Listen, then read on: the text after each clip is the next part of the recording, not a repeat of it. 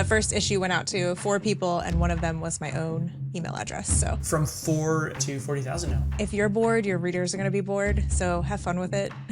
Word count does not matter. It's not something you should be worried about. It's basically like however many words it takes to say the thing you need to say. On the forums, don't make it say like, get weekly updates, subscribe. One of the ways that you can earn some, I would say, quote unquote, easy revenue is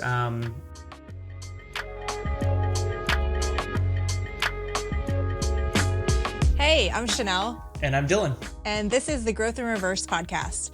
You might know my newsletter of the same name, the one where I spend about 20 hours a week researching how the top creators grow their newsletters to 50,000 subscribers or more. If you don't, you can go to growthinreverse.com to check it out. But this is the podcast version of that, where we'll go even deeper on the content so we can help you figure out the strategies you should try and the ones to avoid. And today we're going to talk about one of my favorite topics, some of the most common mistakes we see newsletters making and how to fix them. Yeah. So I do quite a few newsletter audits, and some of these I'm just shocked that they come up time and time again. So we wanted to kind of dive into some of those as well as others that we've seen. And I think one important caveat to this too is it's not just like people who are new to the newsletter space. This is like mistakes that you've seen and I've seen, people who've been publishing newsletters for a decent amount of time and have a pretty significant audience still making some of these mistakes, right? Absolutely. Mm-hmm.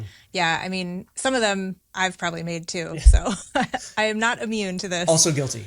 Where should we start? Should we start with like content and format? Yeah, let's start there. One of the big things, and one of the reasons that my newsletter grew so fast, in the early days at least, is that I was publishing consistently like the same type of content every week. Like you knew you were going to get a deep dive about a creator who had 50,000 subscribers or more. And I spend 20 plus hours on those. So they're very well researched. I wasn't just like, 1 week sending a deep dive, 1 week sending like a nice little quote that I found on the internet. Like the format was very consistent, and you kind of knew what you were getting. And I see this quite a bit when, especially in the beginning, when people are just trying to find their voice and what they're doing. It's good to experiment, but like if you don't have a consistent format that the reader is like expecting every week, it's going to be A, really hard to get them to sign up because they don't know what they're getting. And B, moving forward, you're just going to like shock them every time they open your email. They're going to be like, what is it this week? Mm-hmm. So I think this is a big one that I've seen before. Yeah, absolutely. I think it makes your newsletter harder to promote too, because if you're like changing up the format every time, it's a lot harder to say, every week you're getting a 5-minute read or whatever that might be, instead of, this week it's like, 1 paragraph and next week it's like a whole essay. Right. Yeah. And like I said, you can experiment. And even more recently, like I've been setting shorter posts. They're not all deep dives, but they are focused around newsletter growth. And it's like an actionable idea and people are enjoying it. Mm-hmm. So it is still an experiment, but it's not all deep dives anymore, but you can still know that you're going to learn how to grow your newsletter from it. Absolutely. The other one I see around content and format is like not including your personality and feeling like when you have to send something, it's got to be like really buttoned up and like perfect and all of your T's and your I's are dotted. So I think that's a big one when people just feel like they can't inject themselves into it. Mm-hmm. And honestly, like if you're bored, your readers are going to be bored. So have fun with it. Yeah, absolutely. I think one point on that too is like, I mean, with AI and the things you can do with that now, anybody can write like a sort of a commodity personality-less content newsletter. And so that's where like your own experiences and your own opinions and your own personality really need to shine through in your writing to keep the thing you're talking about or writing about unique and something that only you can create too. Absolutely. And it doesn't have to be like 800 plus words every time. Like I was talking to this YouTuber named Azul today, and he was saying that he tried writing and it was like the worst 4 hours of his day every day. And I was like, "Why, you don't have to send like a long form post. Like, why don't you just create another video and put that in your email and send that out to people?" So the format doesn't have to be written, even though it's an email. Yeah, absolutely. And I think somebody else who's written about this recently too is Nicholas Cole, who said, "The word count isn't what the reader cares about. What the reader cares about is whether or not you successfully explained the thing that you set out to explain, or whether or not you answered the reader's question." So some people that might be 1,000 words, other people that might be 100 words. So it doesn't need, just because something is longer doesn't mean there's more value packed in. Yes, 100%. So that's my hot take on the content and format. I love it. Where do you want to go to next? Well, I think kind of the natural next progression to me is getting people to sign up to your newsletter. So I think one thing you and I have both found quite often is sort of hiding, yes, your newsletter quite often is pretty prominent, but it's maybe not as front and center as you think it is. And where it might be, oh yeah, it's obviously right here. People can sign up for it. It's not. So let's talk about that a little bit more. Yeah, for sure. I've had, when I've done a newsletter audit in the past, I've had one person in particular. They were like, my goal is to grow the newsletter by 5,000 subscribers this year.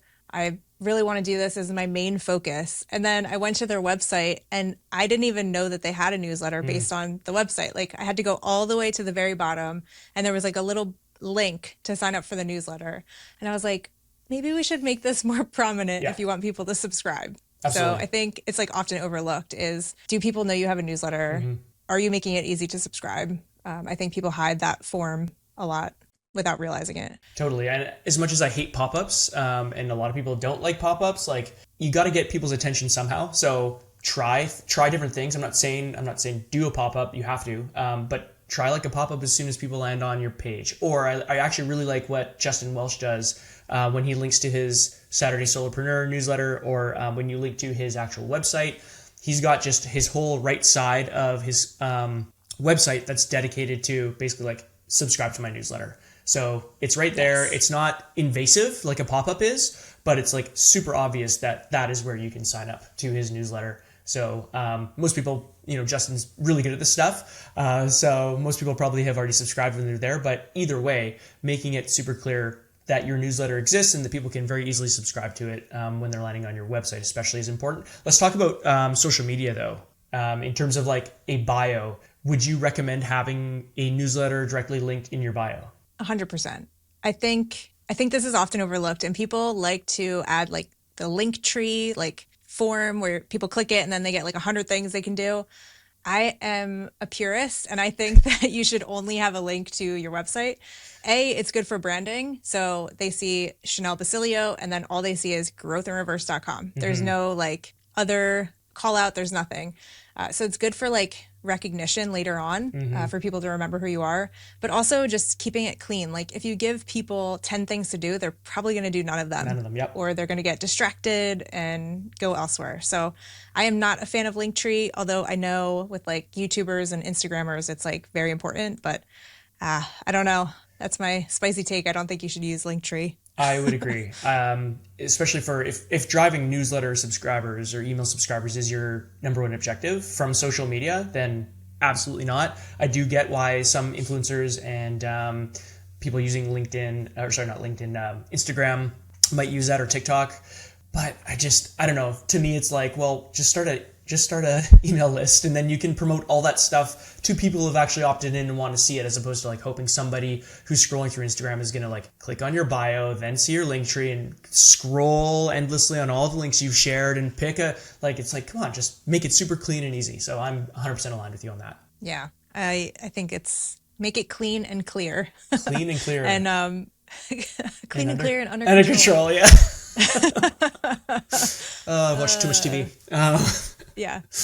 I think one last thing that we should touch on too, when it comes to signing up and subscribing to newsletters, is why people should sign up. Yes.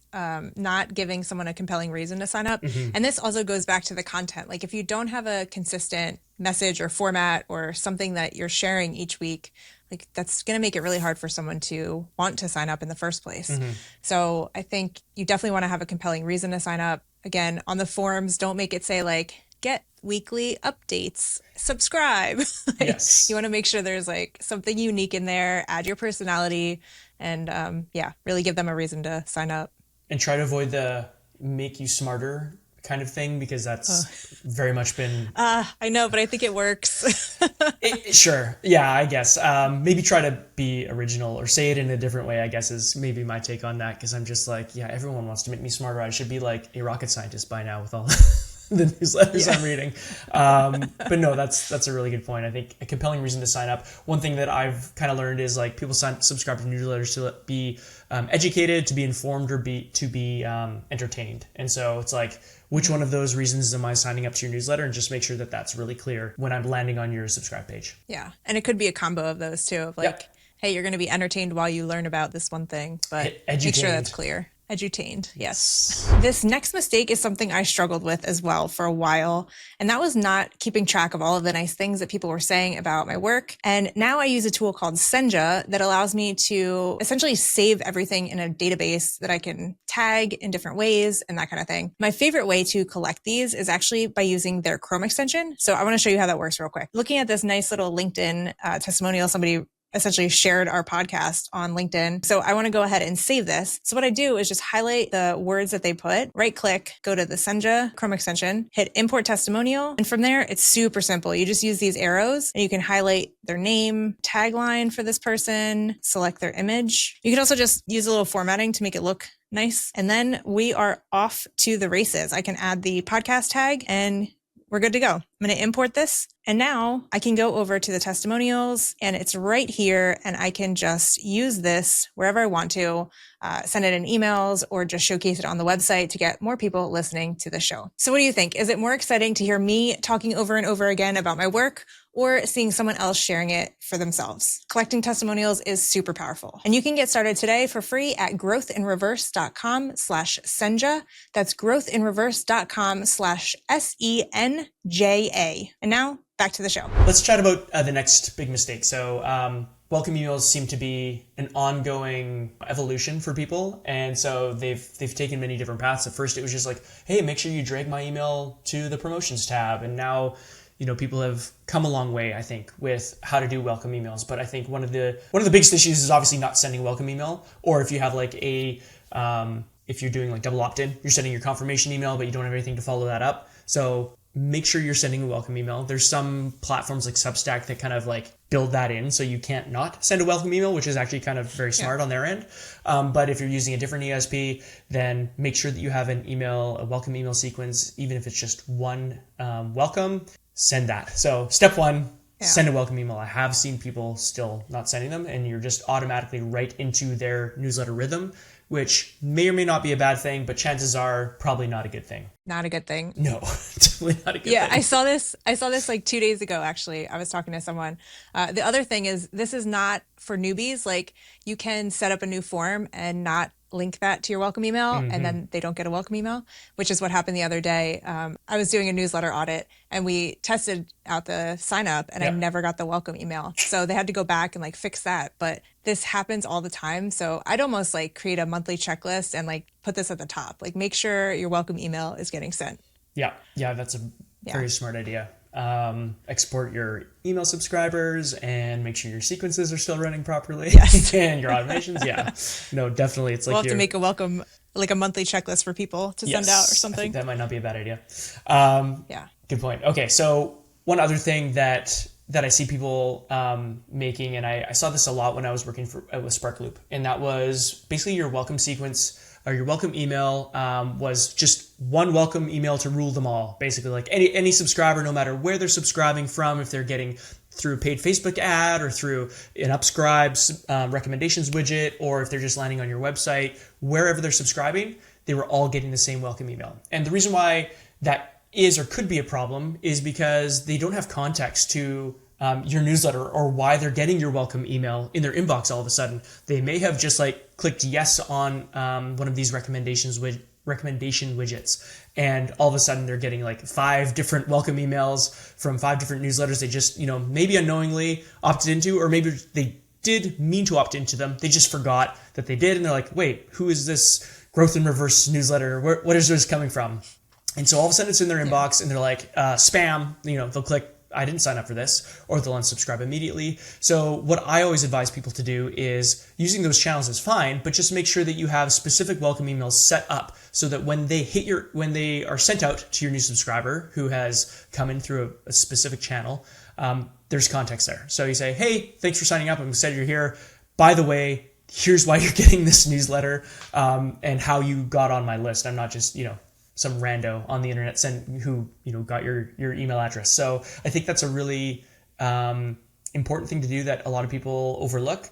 A lot of people are doing it, but there's a lot of people who are not. So it's just something to keep in mind when you're sending out your newsletter. Welcome sequences. Yeah, for sure. That's definitely important. And I avoided that for a little bit. I should have done it earlier, but I mean, it's a good channel to get subscribers sometimes. Like the quality can be good if you are nurturing these people the right way and making sure they know where you came from and what kind of content they're going to get from you. But if not, they're probably either going to unsubscribe or worse, just like filter your messages to go somewhere else. And then they're still a subscriber. You're paying for them, but they don't open anything. Yeah. And potentially affecting your open rates, and because they're not engaging at all, or not your open rates, but even your sender reputation and all that stuff, because all of a sudden all these people are not opening your emails and you're starting to get flagged as spam potentially. So yeah, these can be things that can be very easily avoided. So yes, make sure you good one. Make sure you create tags or segments for the channels that you're basically getting these subscribers from, and then set up custom welcome sequences for them. If you can. With Substack, I know you won't be able to, but I think their recommendations widget is a little more obvious, but who knows? Yeah, that's a good point. That's a good point. If your ESP can do it, if they can't, then you might want to send out somehow. Maybe with the custom welcome email, one thing you could do, I guess, with Substack is in the welcome email that you send out, just remind people how they might have gone on your email. You can list out a few ways. Hey, you might be getting this email because it was recommended to you, and so on. So you could still, I think, call it out, even though some people will not have got on that way. Very true. Cool. Anything else to add on the welcome email front?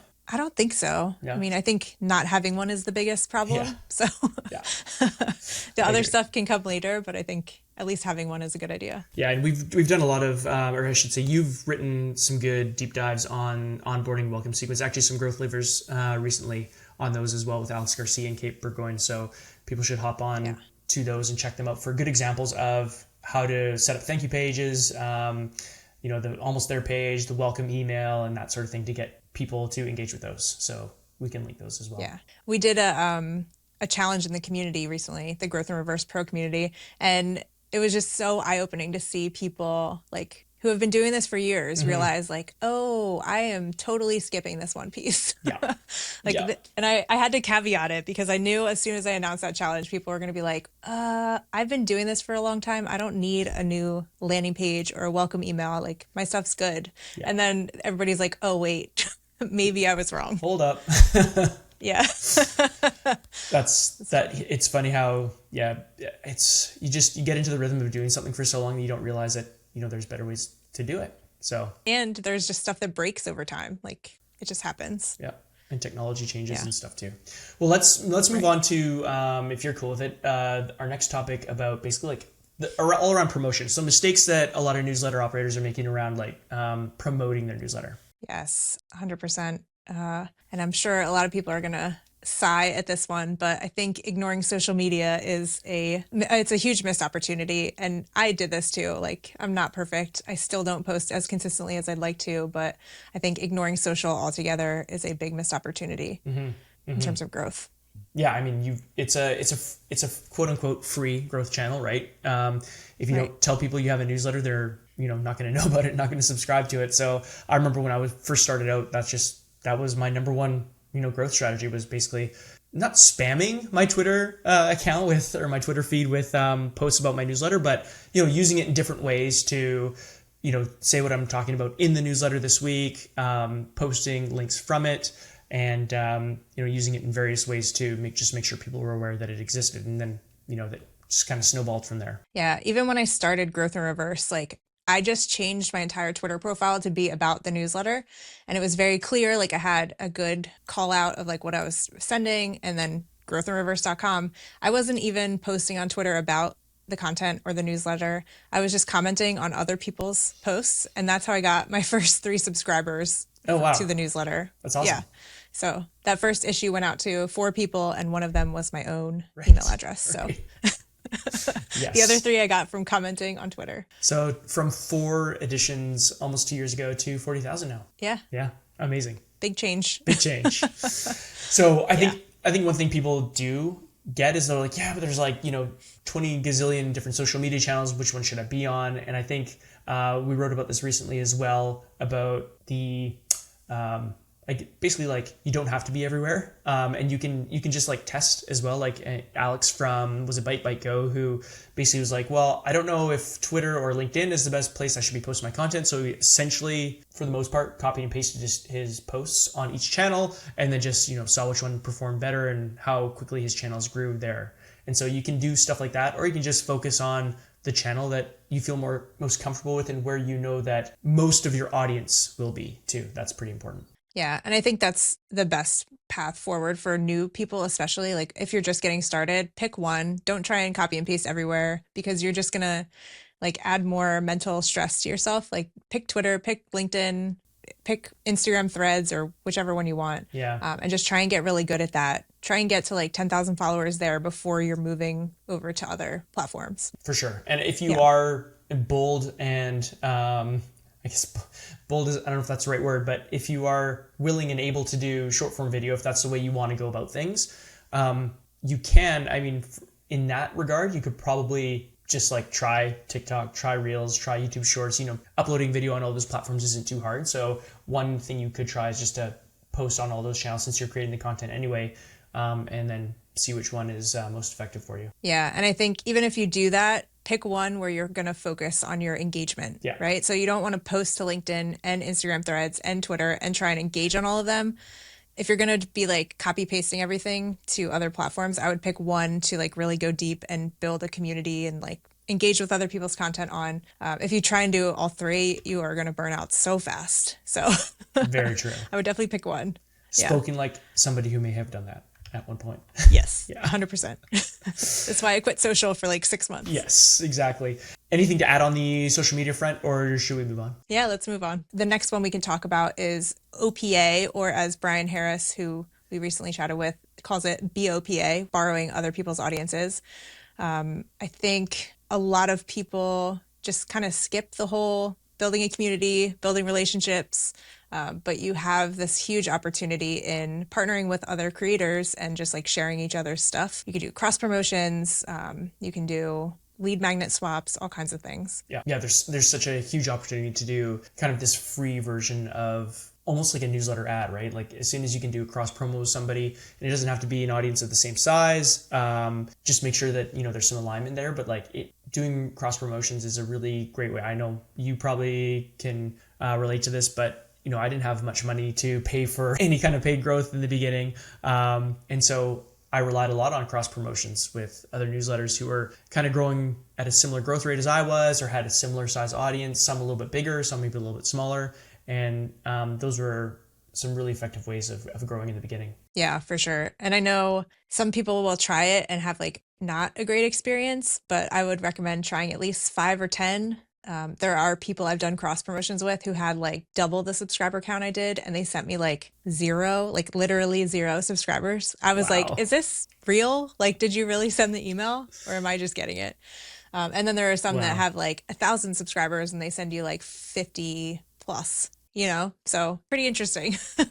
Yeah, there's a lot we could go down that path, but I really think basically the whole point is like make sure that you at least test this path out, because it can be a really good fountain of subscribers that you may have not thought of. And this goes for even just being a guest on someone's podcast, or like writing a guest post too. It doesn't have to be a typical cross promotion. Yeah, absolutely. I wrote about guest posting on your website a few weeks ago, and then you've also written up a nice like how to do cross promos effectively on Growth Reverse as well. So like we've got some great resources on how to do that properly. Yeah, for sure. Let's talk about one of the more polarizing subjects in the newsletter world, lead magnets. Yes. So we could go down the whole, should you use lead magnets, shouldn't you? For the sake of this conversation, I think, and correct me if I'm wrong, but we are pro lead magnet, or at least pro lead magnet when done effectively and correctly. Yes, it needs to be done well. You don't need it if your content is super good, or is its only a lead magnet by itself, but they can definitely be very beneficial. Absolutely. I think we did just speak with Brian Harris, who came into the Growth Reverse Pro community. And I mean, that's how they've grown a huge portion of their business with doing like lead magnet swaps. And then also, Ollie from Story Learning. I mean, he had his Google Doc lead magnet that may end up earning him a total of, $1 million over a couple of years. So super impressive numbers from something that is one, high value. So there's a lot of value in the lead magnet, and it's highly aligned with your audience too. Those are two really important factors if you are going to do a lead magnet strategy to grow your newsletter. Those are pretty key. Yeah. I really, really liked Ollie's example of that. It was just so, honestly, like that thing went viral. I couldn't believe it when that happened. I was like, who is this guy? It was everywhere. He is everywhere. Yeah. And Ollie Richards we're talking about too. Yes, so. Ollie Richards. And it wasn't just a 2-page Google Doc. It was a 118-page or 120-page Google Doc that basically broke down how he built his business. So like I said, super high value. Could have been a book that he could have charged for, and I believe he does now actually. And it skyrocketed his newsletter growth, and really tapped into the audience that he wanted. So then why don't we talk about revenue to round up this conversation? Because one thing I didn't think a ton about in the beginning when I started my newsletter was revenue, which is, it was just something I was doing for fun as like a creative outlet. And then at one point I realized, other people are actually making money publishing a newsletter. So maybe I should consider that. So I think one thing I've noticed a lot of people do is they just want to, grow a huge email list, and they haven't really thought super thoroughly about revenue, or they've only thought of just one revenue stream as opposed to multiple. So one thing that I noticed when I was working at Sparkloop and I interviewed a few dozen successful newsletter operators, almost all of them had more than one revenue stream, if not, 3 to 5 revenue streams that their newsletter drove for them. So that is one thing that was kind of like ingrained in me is like, yep, you can sell ads, but sometimes the ad market will dry up and you won't be making the money, or you won't be able to book ads as much as you want. So you should have something else to fall back on. Yeah, I agree with you to a point, but I also have a counterpoint, which is in the beginning, I feel like you should get good at one revenue channel and then move on to another one. Because if you start and you're trying to do sponsorships and other promotions, create a product, like all this other stuff, it's all going to be mediocre instead of trying to like actually really nail down like your processes for sponsorships.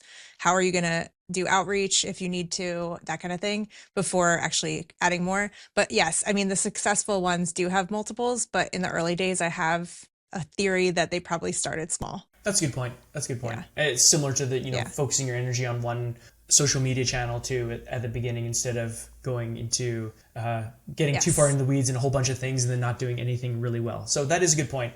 I think one of the ways that you can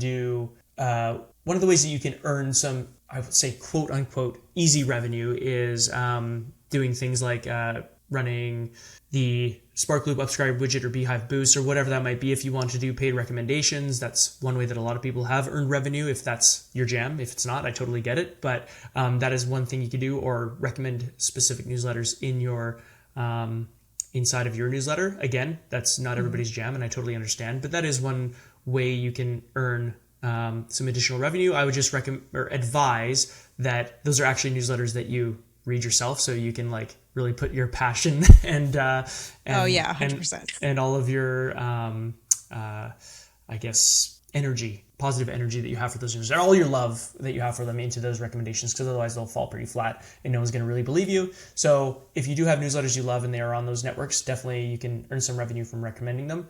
So that's kind of like an easier revenue lift. And then there's, of course, again, affiliate products too, that is another somewhat easy revenue lift. If you, again, have products that you use that you actually enjoy, that you would 100% recommend to your best friend to use, then by all means, I think those are some good revenue streams that you could kind of start with lower lift too. Yeah. And I think when you're starting a newsletter or building an audience, like the whole goal is to get an audience that trusts you and they like what you write and they really respect you. And if you're going to put sponsors or affiliates that you don't even use, or you don't agree with their business model, like, don't do that. Like, please don't. We don't need another person like that. Try and be a trustworthy, respectable human in that sense. That goes for the sponsors you take on, the affiliate links that you add in there as well. So yeah, that's a big piece of this. Yeah. And I think one of the other things too is like making sure if you do take on a sponsor that it's, something that obviously your audience is going to want to use, or a certain product or service that they're going to actually, that is aligned with what they want. Even if you use it and you love it, it might not have anything to do with your your newsletter content, your audience. So just make sure those things are aligned too. Yeah. I've definitely made that mistake before. So Anything else you wanted to add on the monetization front? I don't think so. I think just starting with one, getting good at it, and then moving on to another one if you need to. But yeah, I think the name of the game and what I'm realizing after going through all of this is like focus and make sure you're doing one thing at a time. That's how a lot of people grow newsletters and audiences. And then just like let people know you have this thing and make it good is like Yeah. the three big things: focus, good content, and let people know you have something. Yeah. Don't keep it under wraps. Shout it from the rooftops if you can. Yeah. I'm looking at you, introverts. Yeah. Exactly. Exactly. Oh, that's awesome. Yes. I think this was a good reminder too, and I like that we had some healthy disagreements at some points as well. Not disagreements, but it's good to see both sides of an argument too. Yeah, for sure. I think there's some good stuff in here. Anything else you want to mention before we head out? I'm just excited to have these conversations with you and be able to kind of share some of the things we're learning as we're learning them too. So Yeah, no, absolutely. yeah. And some things we talk about today could very much change in 6 months or a year, and we'll have to pivot as we go, as technology changes and as audiences change and stuff like that. So yeah, I love how this topic never gets stale. There's always something new to discuss and debate. Yes, definitely. Cool. Or some cool new strategy that's being used. So Yeah. always fun.